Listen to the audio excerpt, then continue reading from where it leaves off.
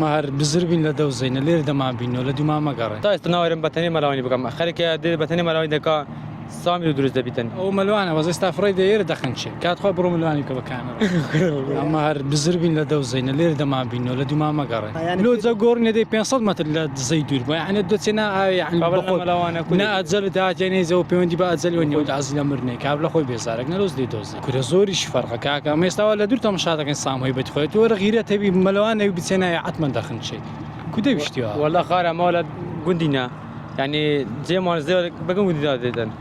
يعني حتى استناورم بتنی ملوانی بگم خیلی دل بتنی ملوانی دکا سامی رو درست بیتن این لو گورد ترسه هلاو گورد خنکی النابي بتنی نابي ملوانی بگی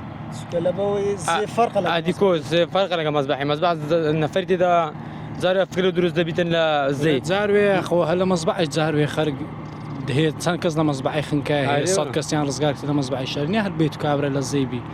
زي فرق زي هر اوكي معدل دروا قور تروتي اتبو خد ملواني نابا قران وايد ما فير ناب تنزا مع ولا مكرديا ولا مرتنيش اختار يعني مروان تقريبا ما 20 سنه مروانم 20 سنه مروانم عمرهم 6 سنه بس لا 20 سنه مروانم هو ملوانه وز استافري داير دخن شي كات خو برو ملواني كبكان